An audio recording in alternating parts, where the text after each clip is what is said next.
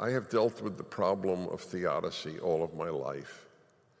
How do you reconcile a good God and the existence of unjust suffering and evil? It's called theodicy. My friend Joseph Telushkin used to laugh. He said, any book that has the title God and Suffering, Dennis buys. He was absolutely, I have this library of God and suffering. So guess what? After a half a century of buying every book that's about God and suffering, I am no closer to an answer than when I started in high school. And to a large extent, there's no answer. See, the traditional answer, which I have given much of my life, and we gave in our introduction to Judaism, the 9 questions people ask about Judaism. The traditional answer is, well, it is true you have to reconcile God's existence with earthquakes and cancer. But with regard to human evil, that's humans' fault, not God's fault. Okay, so we can blame God for earthquakes, but we can't blame God for Auschwitz. Okay, that's the traditional answer, which I myself gave much of my life. It's the truth is, though, that as the years have gone by, I have found that answer less persuasive, because God created a creature that can enjoy torture. I don't get it, to be honest. I understand a lot of sin, okay? I get it. I get every violation of any of the 10 Commandments. I get it.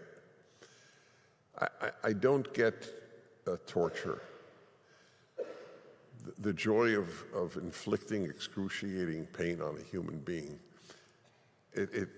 And yet, it's not a few people who have engaged in it.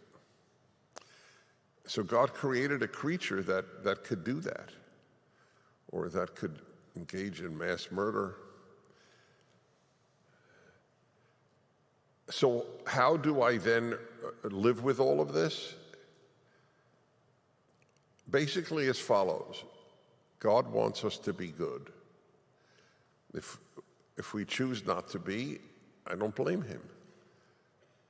I mean, yes, theoretically you can blame God for the existence of people who just do massive evil, but they too have violated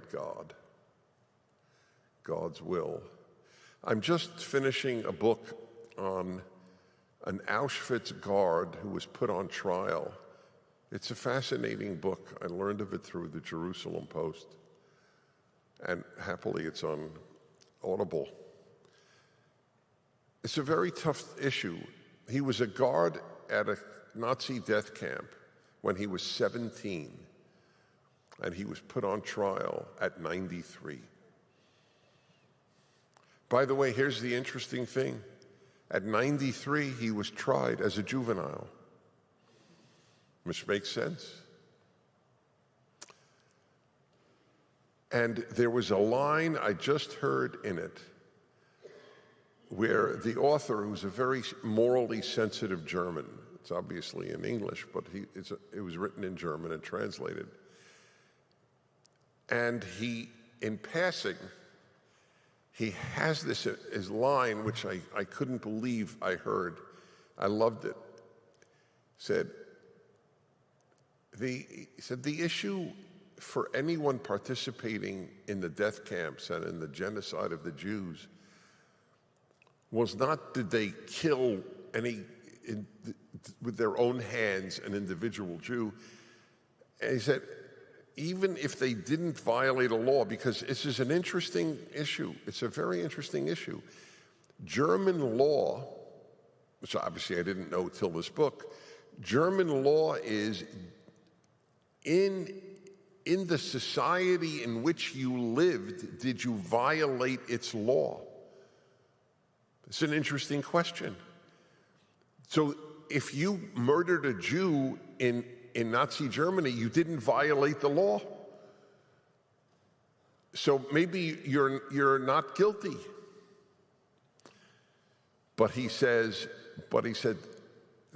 that doesn't count, because there are laws that are greater than any society's laws, like the Ten Commandments. The guy's not a religious author. It's not a religious book. It doesn't even touch on religion. But it shows you there is this recognition, or was. There is something that is transcendent. The Ten Commandments, they're transcendent. If your society says you may murder, there's something higher than your society that says you may not murder. And we're losing that.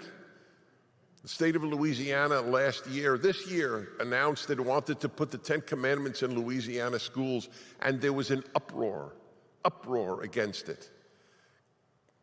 So to speak, God forbid, kids should have a sign in the school, "Do not steal." Why would we want that?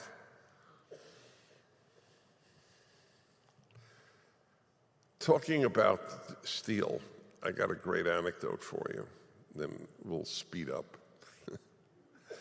But I'm on a roll. So I told the story once, so I don't think you've heard it. About a year ago, as usual, I was on the road, this case Minnesota, and I always rent a car, and I rented a really big car, a Suburban. I didn't want it, but I wanted an SUV because I'm a big guy. So I got a Suburban, which is about as big as it gets. Here's a suggestion. If you don't normally drive a Suburban, don't go into a parking lot. So this was a parking structure. I went into a tight space, and it got tighter and tighter until finally I simply scratched the car parked next to me. And there are so many interesting aspects to this story.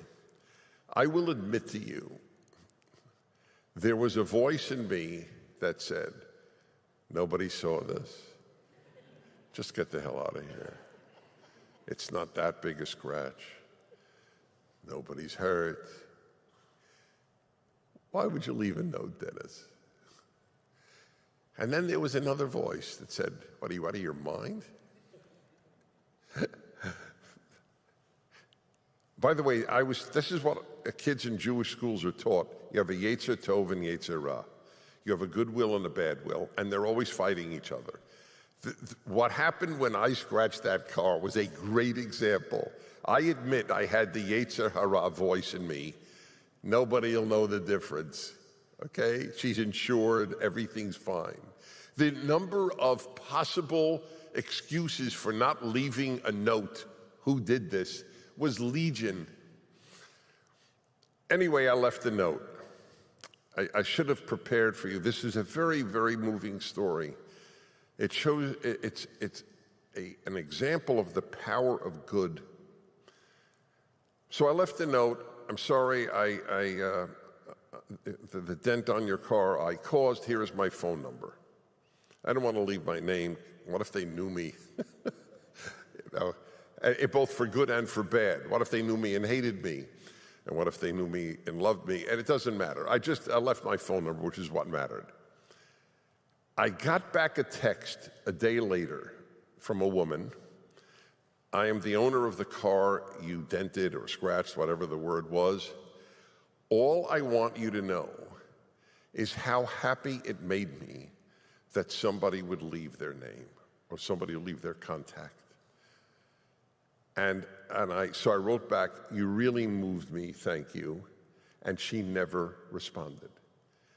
That was it. All she wanted to know was how much it moved her that somebody left a note. It's a great story about a lot of things. One is, it may sound primitive to a lot of people, and I'm willing to sound primitive. I really think God knew that I did that. I know it sounds silly to the secular, but I don't only have to answer to that woman whom I didn't know, I have to answer to God. And it would have been wrong, capital W, wrong, to just drive away. So when this guy writes about something infinitely worse than scratching a car, well, you know, it doesn't matter if it's the law of your land, X, Y, or Z. There is the Ten Commandments. Yes, that's right, but we don't have any more transcendent law.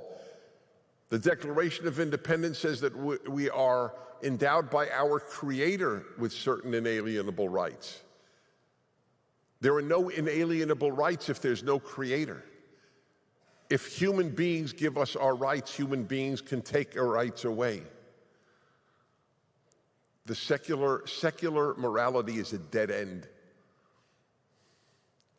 One final word. I have brought a lot of people to religion, Jew and Christian, Jew and non-Jew. Do you know that I would say a tiny fraction of the people that I have convinced to take religion seriously have come to it because I made a powerful case for God's existence? I never bother arguing the case for God's existence, which of course I believe in God. But infinitely more important is God's significance, not existence.